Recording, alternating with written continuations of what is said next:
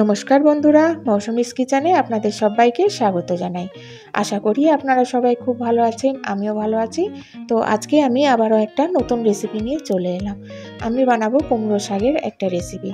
এতটাই টেস্টি হয় বন্ধুরা যে এই একটা রেসিপি দিয়েই সব ভাত খাওয়া হয়ে যায়। ভীষণ ভালো হয় খেতে। আশা করি আজকের ভিডিওটা আপনাদের খুব ভালো লাগবে। যদি ভালো লাগে তাহলে লাইক শেয়ার করতে ভুলবেন না। আর নতুন বন্ধু হলে প্লিজ সাবস্ক্রাইব করে দেবেন। তো চলুন বেশি কথা না বলে আমি রেসিপিটা শুরু করি। এখানে আমি একটা কড়াই নিয়ে নিয়েছি। কড়াই দিয়ে দিলাম 2 চামচ সর্ষের তেল। আর তেলটা ভালোভাবে গরম হয়ে গেলে এর মধ্যে 1 চামচ দিয়ে দেবো 5 ফোড়ন আর 2টো শুকনো লঙ্কা ছিঁড়ে দিয়ে দিলাম। এবার দিয়ে এটাকে নাড়াচাড়া করে সুন্দরভাবে ভেজে নিতে হবে। ফোড়নটা যখন সুন্দর গন্ধ বেরোবে তখন এর মধ্যে আমি দিয়ে দেবো সবজির মধ্যে নিয়ে নিয়েছি বেগুন, আলু আর কুমড়ো। তো সব সবজিগুলো আমি লম্বা লম্বা করে কেটে রেখেছি আর এগুলো এর মধ্যে দিয়ে দেবো।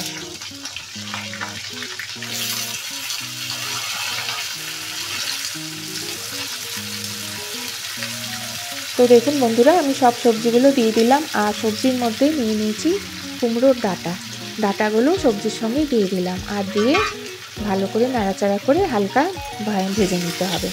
তো আপনারা চাইলে সব সবজিগুলো আলাদা আলাদা করেও ভাজতে পারেন, যেরকম বেগুন আগে ভেজে নিলেন, তারপরে আলু ভাজলেন, তারপরে কুমড়ো ভাজলেন, এইভাবে আলাদা আলাদা করেও ভাজা যায়, ভেজে এই রেসিপিটা করা যায়। কিন্তু আমার হাতে আজকে সময় কম ছিল, সেই জন্য সব সবজি একসাথেই দিয়ে দিলাম, দিয়ে একটু নাড়াচাড়া করে ভাজা ভাজা করে নিচ্ছি আর কুমড়োর ডাঁটাগুলো এর মধ্যে দিয়ে দিয়েছি।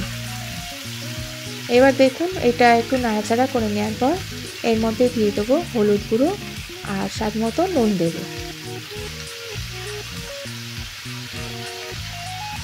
এবার হলুদ গুঁড়োটা আর নুনটা দিয়ে ভালোভাবে আমি আবার সবজিটা মিশিয়ে নেব। তো নুনটা আমি এখন কম দিচ্ছি, কারণ শাকটা রান্না হলেই কমে যায়।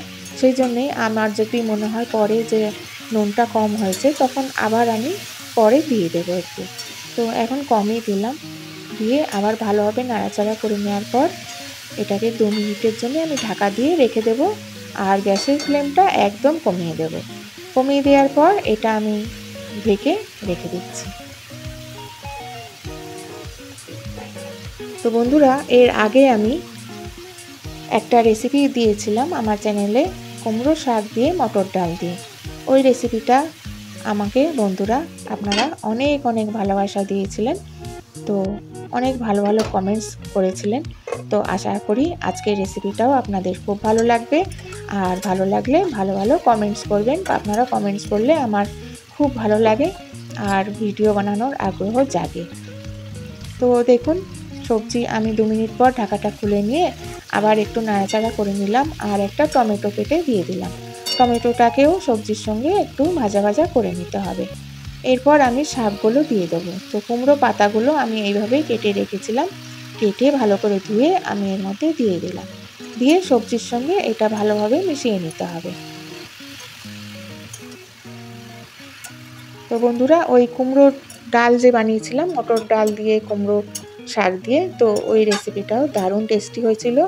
আর ওইটাতে আমাকে বন্ধুরা আপনারা অনেক ভালো ভালো কমেন্টস করেছিলেন। তো সবার নাম তো আমার মনে নেই, বলতে পারবো না, কিন্তু আপনারা যারা আমাকে কমেন্টস করেছেন আপনাদেরকে অনেক অনেক ধন্যবাদ। তো দেখুন আমি সবজিটা ভালোভাবে নাড়াচাড়া করে নিলাম আর শাকটাও দেখুন কতটা কমে এসছে। এবার আলু কুমড়ো খুব ভালোভাবে সেদ্ধ হয়ে গেছে। এবার আমি সর্ষে পোস্ত বাটা এর মধ্যে দিয়ে দেবো। তো 1 চামচ সর্ষে আর 2 চামচ পোস্ত আর 2টো কাঁচা লঙ্কা দিয়ে আমি এখানে বেটে রেখেছিলাম, এটা এর মধ্যে দিয়ে দেবো আর সবজির সঙ্গে ভালোভাবে মিশিয়ে নেব। তো বন্ধুরা, এইভাবে একবার বানিয়ে দেখবেন, খুবই ভালো হয় খেতে আর ভীষণ টেস্টি হয়। এইরকম একটা রেসিপি হলে আর কিছুই লাগে না, গরম ভাতের সঙ্গে একদম জমে যায়, এতটাই টেস্টি হয়। মাছ মাংস কোথায়, মাছ মাংস তো লাগেই না। তো আমি সর্ষে পোস্তটা দিয়ে ভালোভাবে সবজির সঙ্গে মিশিয়ে নিলাম। এবার এর মধ্যে দিয়ে দেবো 1 চামচ চিনি। তো কুমড়ো শাক বলে কথা, একটু মিষ্টি মিষ্টি ভালো লাগে খেতে, সেই জন্যেই একটু চিনি দিয়ে দিলাম। চিনিটা দিয়ে আবার শাকের সঙ্গে ভালোভাবে মিশিয়ে নিলাম। এবার মিশিয়ে নেওয়ার পর আমি আবার 1 মিনিটের জন্য এটা ঢাকা দিয়ে রেখে দেব, আর গ্যাসের ফ্লেমটা একদম কমিয়ে দেব। 1 মিনিট পর আবার আমি খুলে দেখে নিচ্ছি। তো দেখুন আমার এই রেসিপিটা একদম রেডি হয়ে গেছে। কতটা সুন্দর হয়েছে দেখতে, দেখুন একদম মাখা মাখা হয়েছে, দারুণ হয়েছে, আর খেতেও দারুণ হয়েছিল। তো এবার ভালোভাবে আমি সবজিটা একটু মিশিয়ে নিচ্ছি সব কিছু একসাথে। এবার আমি একটা বাটিতে আপনাদের ঢেলে দেখাচ্ছি যে দেখুন কতটা সুন্দর হয়েছে।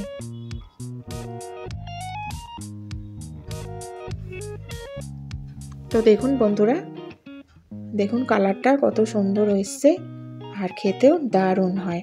আপনারা একবার হলেও এইভাবে বানিয়ে দেখবেন, আশা করি আপনাদেরও ভীষণ ভালো লাগবে।